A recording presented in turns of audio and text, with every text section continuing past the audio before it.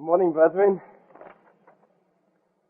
I would like to ask the question this morning. I'd just like to know, how many teenagers do we have here this morning? Doesn't matter where you kept the feast. Could I see a show of hands of all the teenagers that we have here? Don't be shy. Well, we have quite a number. Thank you. We have quite a number. This sermon is for you. It is also for those of you who didn't put up your hand because you're almost old enough to be a teenager, but not quite. This sermon is also for you because you will be a teenager during the times that I'm going to be talking about just now. And for those of you who did not put up your hand because you felt perhaps you were a little bit too old, well, I don't want you to switch off to this sermon either. Mr. Armstrong for many years said he was 38 going on 37. So if Mr. Armstrong has been 38 going on 37, where does that leave the rest of us? On about our teenage years. I noticed that at a recent YOU dance here in Houston East Church, out on the dance floor, we had some of the oldest looking teenagers I've ever seen in my life. I think God's church is some of the oldest teenagers in the world because people still have a sense of fun, a sense of enjoying doing new things, going to new places. So I would like to now ask for a show of hands of those of you who are teenagers at heart. Let's see a show of hands. All right. And this sermon is for all of you. I was a teenager myself when I first became interested in the work. I was 14 years of age when I first started to write for the Plain Truth and the various literature and to study those. So I understand what it is to be a teenager, to be interested in this work. I understand what the problems of teenagers are. When I went to Ambassador College on my second time round, I was already on the speaking list. One of the goals which I set myself was to bring together some information for the teenagers. And during my time at Ambassador, I went back through all of the Plain Truths back to the 1950s, studying everything that was written for or about teenagers, especially things written by Mr. Armstrong. I did the same with the Good News. I did the same with Tomorrow's World and with the Plain Truth. I also took all of the classes aimed at young people, and I spoke to the staff in the YOU and the SEP departments so I could bring something together. Although I'm only going to be speaking for 30 minutes, I can't even begin to describe how much time has gone into this. I decided a long time ago this would be my first sermon when I got out of Pasadena, would be for the teenagers. Not only my own time, which has gone into this, which is just the tip of the iceberg and the amount of late nights I've had or missed meals getting together this information, but also there are many, many man-hours put together by Mr. Armstrong and various writers and ministers about the problems and difficulties which teenagers in the church have to face in this world. And I've capitalized on all that time and tried to bring it together, perhaps, in a way which hasn't been done before. So I want to ask the question to all of you who are teenagers at heart. What does God's church have to offer you teenagers? And what do you teenagers have to offer God's church? Here are the answers. Here are some straight from the shoulder talk for teens. Here are the facts. Here are 7 reasons why teenagers should support this great work of the living God. If I was a teenager this morning, I would write down these 7 reasons. I might not get down all the sub-top points, but I would write down these 7 reasons, and I would memorize them so that I could remember them during times and trials and difficulties ahead, so that I could recall these 7 points and keep them in mind. Reason number 1, physical protection through the tribulation. Reason number 1, physical protection through the tribulation. The false theory of evolution has been teaching you that mankind has been steadily climbing the ladder of success. Don't believe it. Use your eyes. Just take a look around you at the so-called progress and be brave enough to face the facts. Our schools and our workplaces have become battlegrounds of hooliganism, bullying, and selfishness. If you use your eyes, you know the score. Drug taking and immorality of all sorts is just climbing right out of sight. Venereal disease and minds spaced out on drugs are just some of the problems that you see in your local neighborhood and school.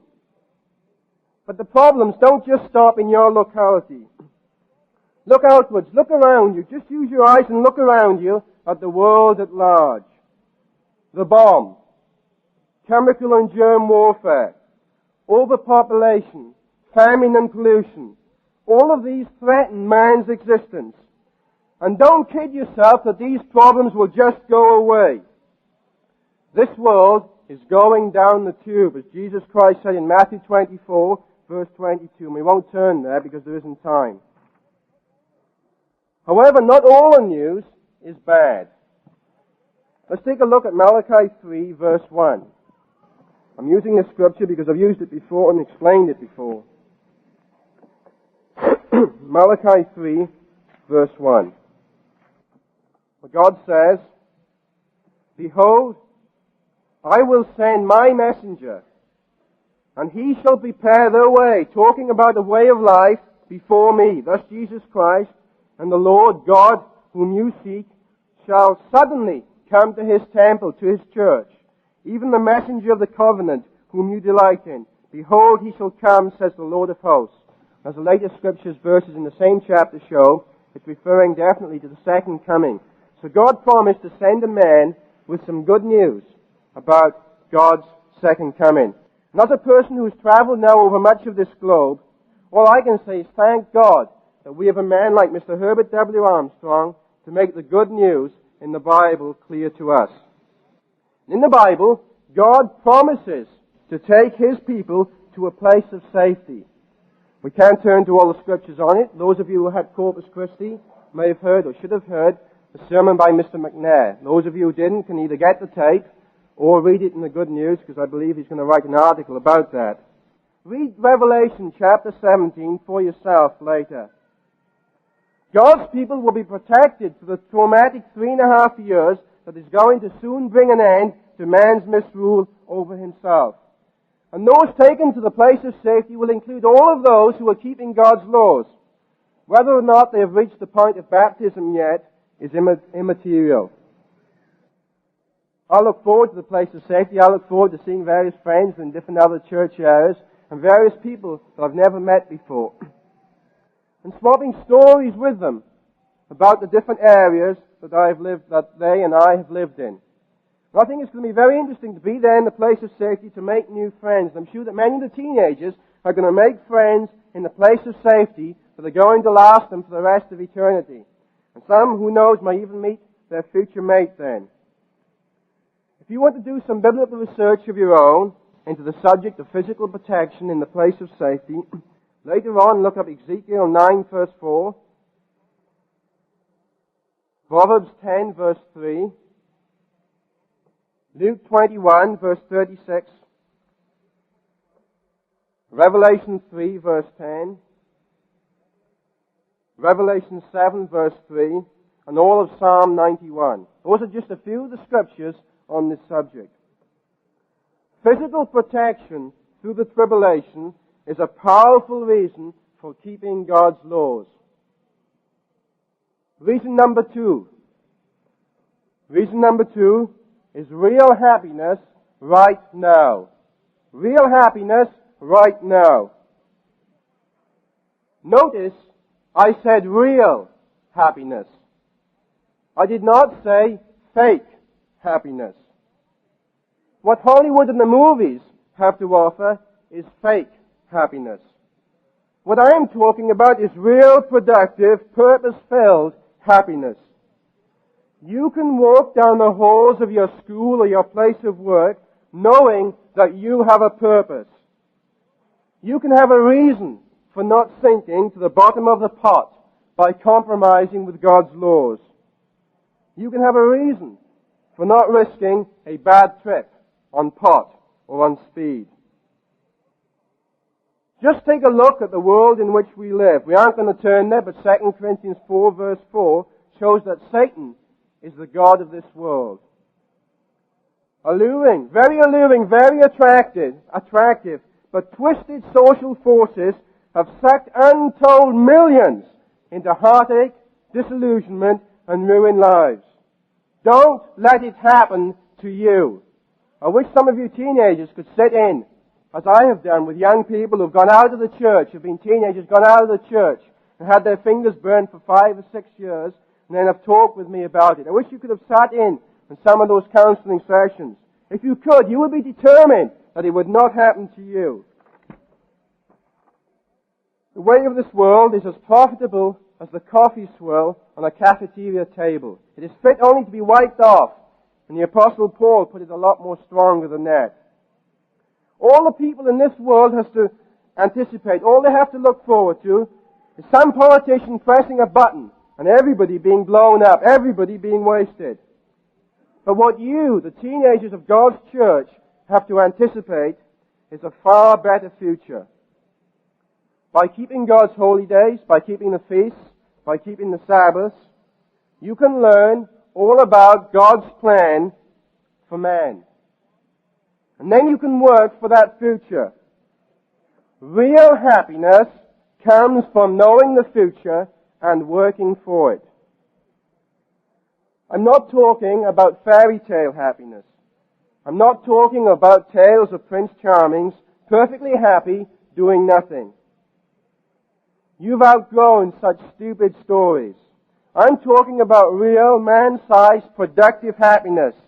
It's part of the benefit package that God is offering you, that in the midst of all your trials and the difficulties that you have to face, like the rest of us in this world, you can have a purpose, and that can give a real underlying deep happiness.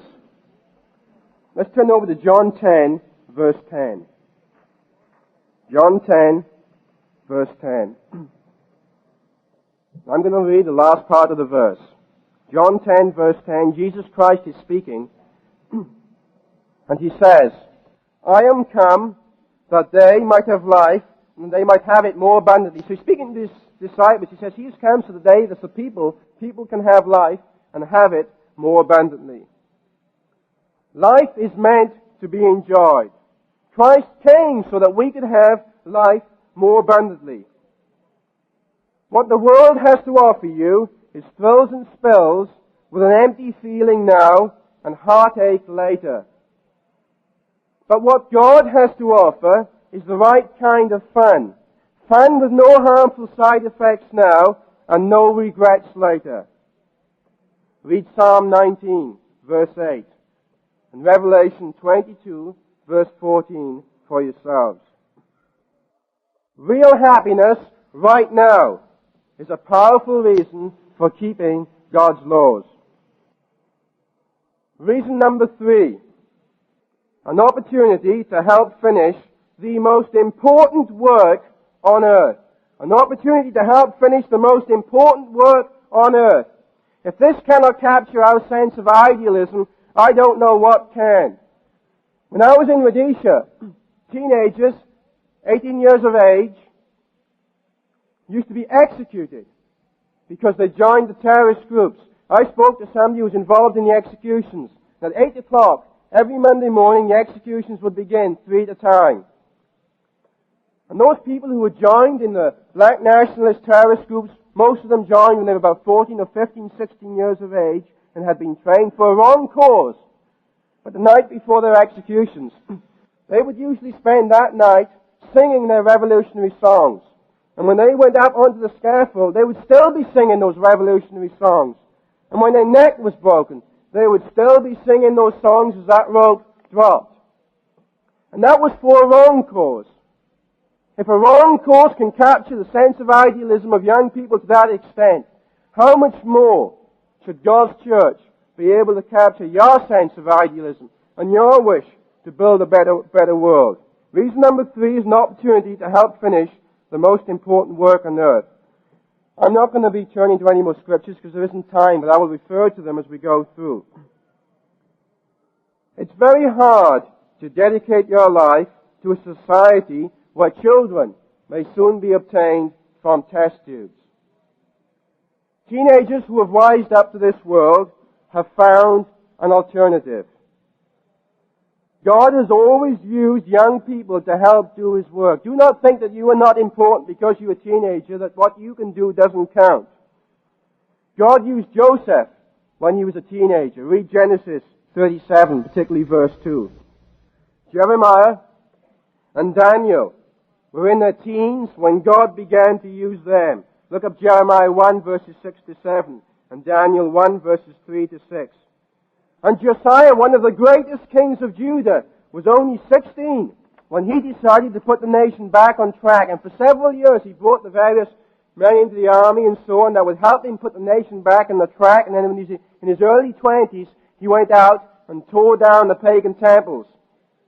And because of that, God spared his generation from captivity.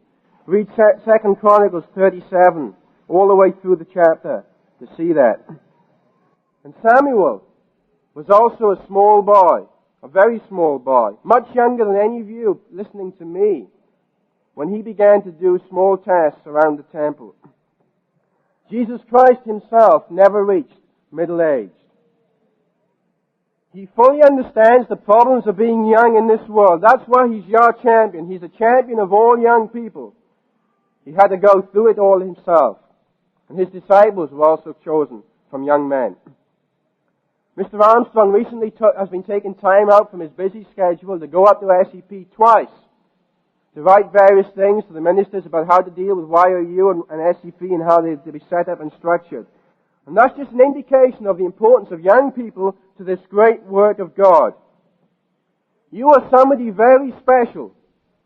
No older person can set an example to other young people the way that you can. Come on, teenagers, if you are young and alive, do you have what it takes to dare to be different?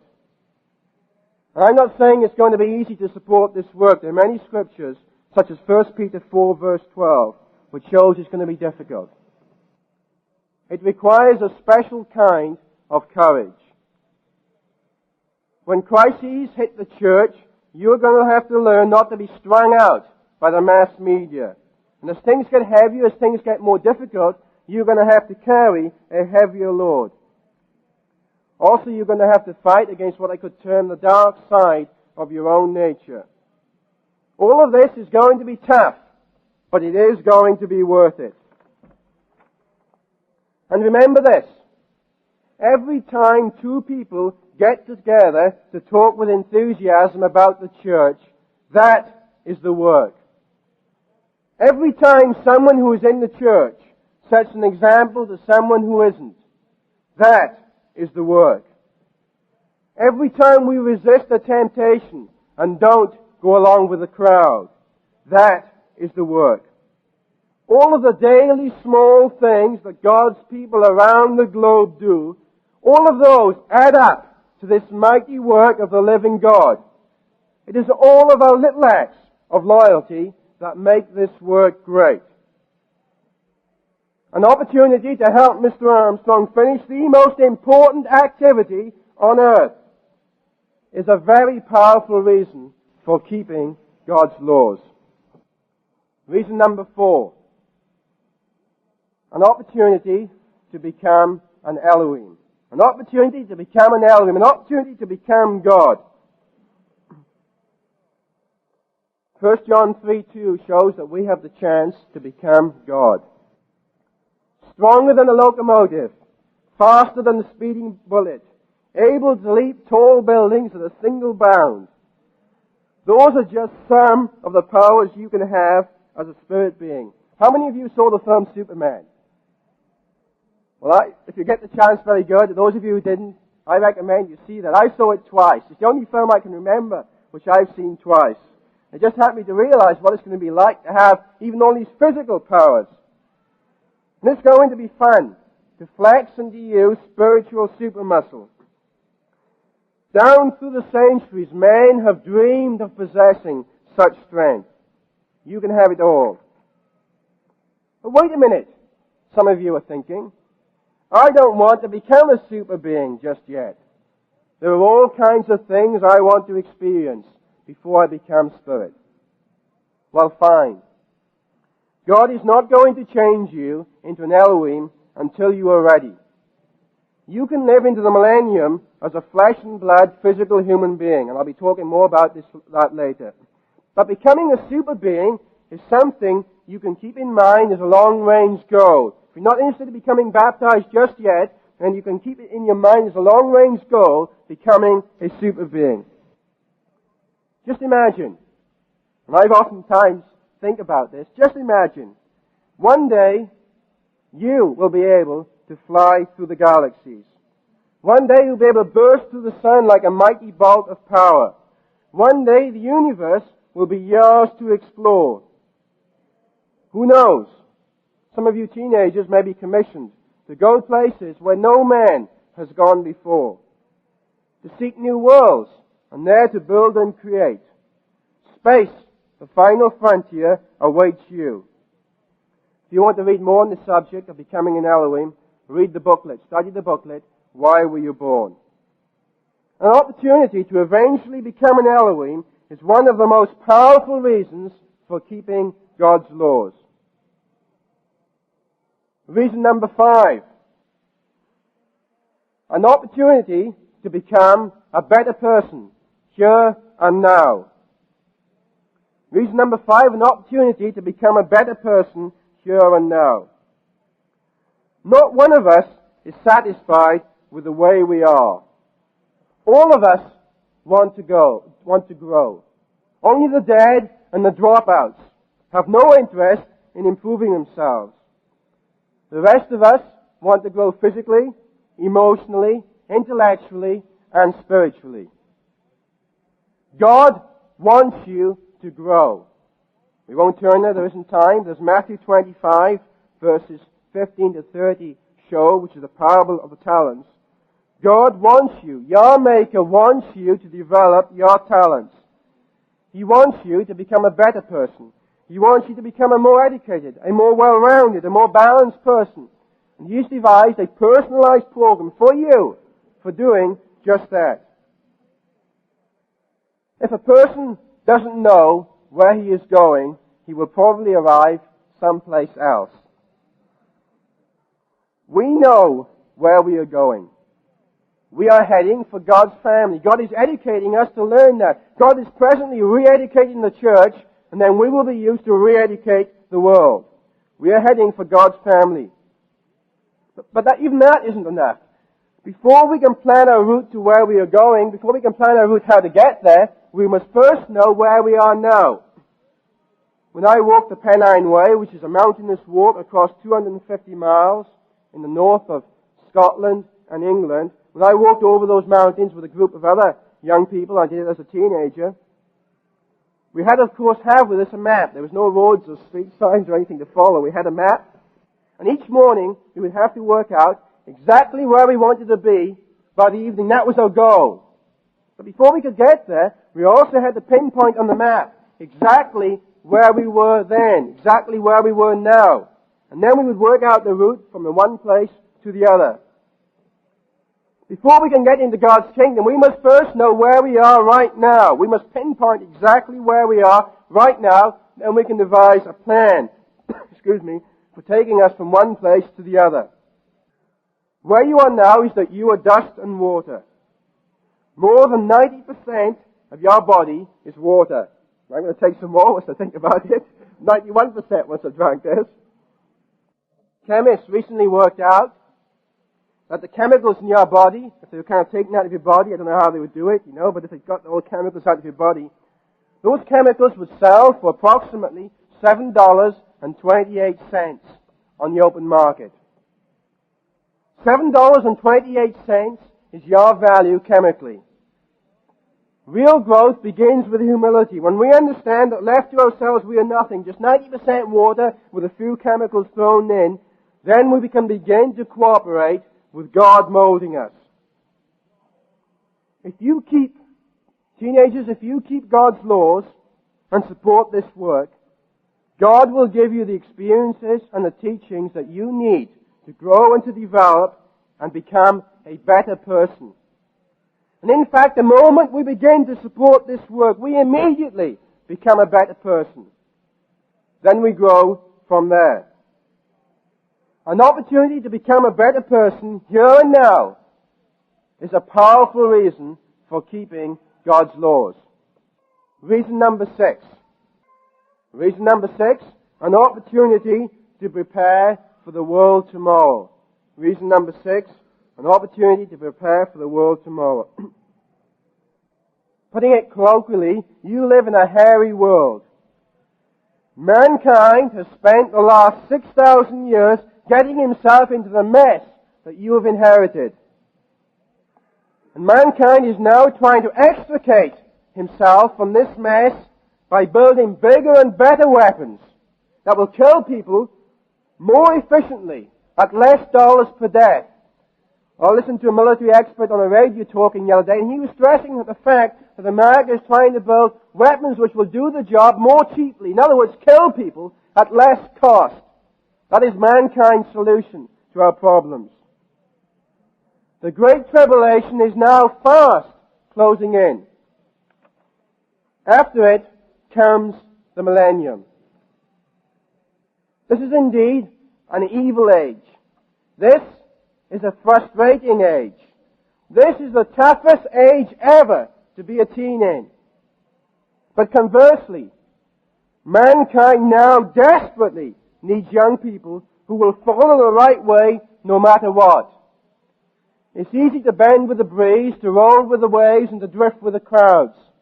But to stand up for what's right, to demonstrate backbone rather than wishbone, that takes character. They don't realize it. They'd scoff at you if you told them. But the teenagers in your neighborhood, your friends outside the church, they desperately need you to prepare now to lead those of them that survive the coming Holocaust. You teenagers should be praying regularly that when a call to leadership comes, you will be ready for it. Just think about it for a moment. Those who survive the looming hostilities, who are they going to be? Who are the people who are going to survive in the concentration camps, on near starvation diets, working out in the sun and the heat? Most of those who survive, I'm convinced that most of those who will survive are going to be the young and the fit. Older people and people who are not too fit are just not going to survive. The old and the infirm who are outside the church are going to be mostly wiped out, especially when we're talking about the Israelites. But a few of your young friends, especially the more healthy ones, a few of them may survive through the tribulation.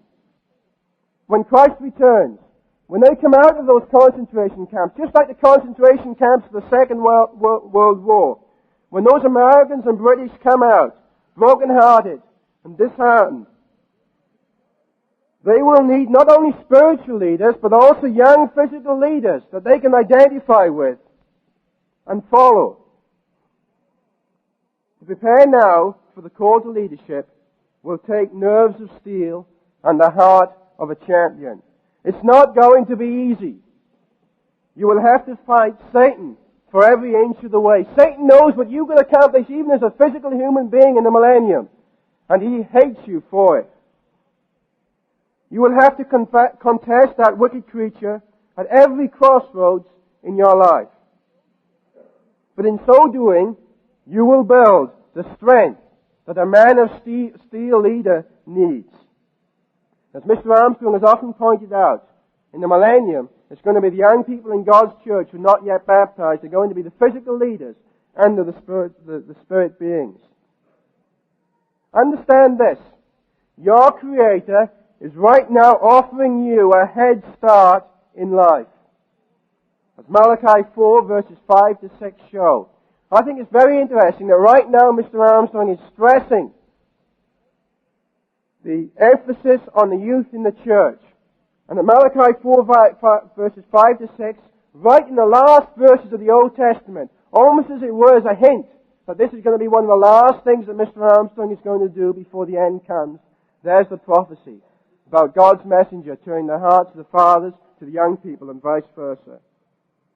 Thousands of young people around the world are busy learning so they can be out in front, leading others to happiness in the millennium. I've spoken to some of those teenagers out in Africa, and I know the dedication that they have. They're not even baptized, but they have to stand up against the pulls, the tribal pulls in Black Africa, pulling them into the war where I was in Rhodesia.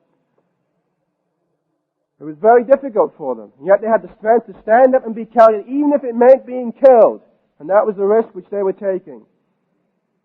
And I was speaking to one of you recently, a young man of 16 who had spent all the previous night studying his Bible. You cannot tell me that we don't have dedicated teenagers in this church. We have many dedicated teenagers around the world. God's teenagers are truly terrific. Or at least they're terrific much of the time, if not all of the time, like the rest of us. None of us are terrific all of the time. The opportunity to prepare now for the world tomorrow is one of the most powerful reasons for keeping God's laws. Reason number 7. An opportunity for leadership in the millennium. If you prepare now, you will be a leader in the millennium. And I cannot stress enough that you should be praying regularly and have your mind set on preparing so that when the call to leadership comes, you will be ready for it. Just take a look at this modern city, or the other modern cities, my own modern city back home in Swansea, or any of the other modern cities around this world. Just take a look at the modern cities that most modern people, most young people are bound and penned to. And be thankful that the millennium is now almost here. Young people, I am saying to you, who will be the physical leaders in the world tomorrow? The hooligans and the vandals, will they be the physical leaders? Or the punk rock fans? Or the heads in the socials? Or will it be the teenagers of God's church? You can be sure of this. The leaders of tomorrow will not come from the dropouts of today. No, sir. So capture the sniff of adventure. A new world is going to have to be built very soon now. And new leaders will be named to build that world. Tomorrow's leaders are not going to sedately pass the problems and pass the buck. They will not appoint committees to issue platitudes. Platitudes are not going to feed the survivors of the Holocaust. Tomorrow's leaders will boldly dare to do those things needed to be done to save the world. Imaginative solutions will be sought. Dynamic action will be taken. Vigorous orders will be issued. New trails will be blazed. I'm saying to you, young man, that the prairie grass will be as high as your horse's bridle, and mine too, because I want a horse in the millennium. The streams and the lakes will be filled with fish, and the land will simply swarm with game. New pioneer days are coming. If this doesn't capture your sense of adventure, all of our senses of adventure, because we're all teenagers at heart, I don't know what will. New pioneer days are coming. And these days will surpass those when Columbus sailed, Drake pirated, and Lewis and Clark explored. And a bonus will be each 7th year, which will be yards free from work. On the land Sabbath, as Leviticus 25 verse 4 shows, one in every 7 years will be asked to take off and do whatever you want within, of course, God's laws. You'll be to do whatever is your bag within God's laws, 1 out of every 7 years. And even during the other 6 years of each 7-year cycle, without the heavy taxation that we have now, without the military burdens that we have now, without the health forms and the sicknesses that we have now, with each man in just the right job for him, with perfect working conditions and very little taxation, the workday will be much shorter than it is now. Also, of course, the work itself will be amazingly enjoyable. For anyone who has had to work long hours in the conveyor belt as I have done, the work situation of the future is something very beautiful to look forward to. And there's going to be plenty of time for all of our hobbies. Yes, the world of tomorrow will be a wonderful world for young men to live and to work in. I am saying to you, young women, that you have a date with destiny. You are a princess. One day you can be a part of God's ruling royal family. Right now, you are a princess, and a princess has to be told that she is a princess. I am telling you that you are a princess. Unless you were baptized before then, you can be a princess in the millennium. And such a high calling as you have, because it is a very high calling, requires high standards, self-discipline, sacrifice, and special training. In the millennium, you will be the trendsetters. You will be the ones that will wear the most elegant clothing. You will wear the latest fashions that other people are going to copy. When your husband returns from work, working on his homestead, you will be able to run out, give him a big hug, with a warm feeling inside you, knowing that you are fulfilling the purpose for which you were born. But Genesis 3 shows, men were made to work for what is right, and women were made to help them. And you will be able to use your soft strength to help your husband and to enrich his life. You can be a beautiful source of inspiration to your mate. If you learn now and obey God's laws now in the millennium, you can be a beautiful source of inspiration to your mate. And your husband, a man of character and worth, will be very thankful for you and will respect and praise you highly. Yes, the world of tomorrow will be a wonderful world for young women to live and to love in. An opportunity for leadership in the millennium is a mighty powerful reason for keeping God's laws. Every one of them. I have given you teenagers 7 reasons why you should obey your Maker. There's a lot of thought going into these reasons, both from other people and from myself. Here they are again. Consider them carefully. And if I was a teenager, I would memorize these reasons and keep them in my mind for times of trial and test. And those times of trial and test are going to come. Here they are again. Number 1, protection through the tribulation. Number 2, real happiness right now.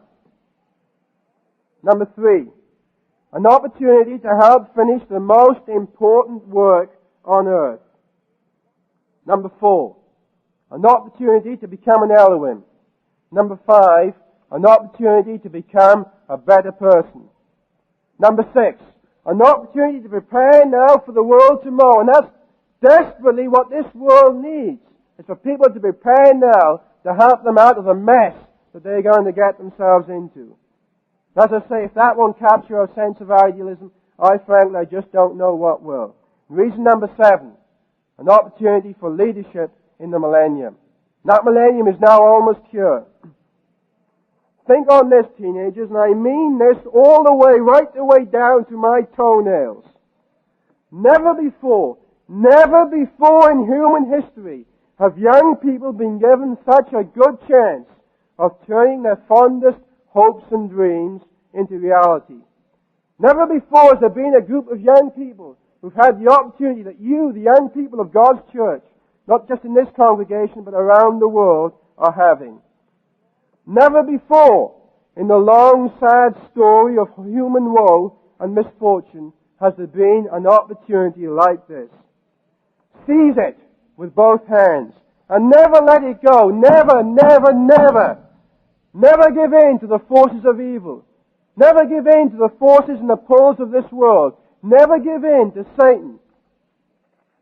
This is a unique opportunity that you teenagers are having in this generation. That is what God's church has to offer you. What do you have to offer God's church? Well, I've covered it as I'm going through, but to recap, teenagers of the church of the living God, I am saying to you that your church, God's church, is under attack. We are now about to fight the most important battles of human history. And those battle lines have already been drawn, as Mr. Armstrong has said. Satan is now going all out to blot this work out of existence. Who knows what new plan or scheme he has developing in some dark and filthy corner of his mind, ready to launch upon the church. Satan is now going all out to blot this work out of existence. He must not be permitted to succeed. We must resist. Your church now needs you to help man the defenses. In any battle, it's what each individual soldier does that determines the outcome. And we are going to win this battle, but we will win it by God working through us. Your church needs you to help man the defenses. Don't think you are too young to help. If you are old enough to read this, you're old enough to take your place in the spiritual barricades. You're old enough to hold out against this world. It is all of our little acts of loyalty that will continue to make this great work, that will continue to make this work great, and enable our message to go forth with growing confidence and growing strength. Give God your acts of loyalty. Don't give them to some pop star. Don't give them to some movie star who's leading some wretched life. Don't give them to the political parties of this world, which is all part of Satan's system. Give God your acts of loyalty and help us win this war. God's church now needs your efforts. If your mind is open to what I am saying today, God is drafting you to the battlefront. God is personally drafting you to the battlefront. Think on this, teenagers, and those of you who are teenagers at heart. Will you be a leader in the millennium? Or will you be remembered as just another statistic who God is while the going seemed good? We cannot decide your future for you. Your future is yours to do with as you will. All that we can do is to give you the facts. I've now done that. The choice, teenagers, is yours. Additional programs and literature available at hwalibrary.com.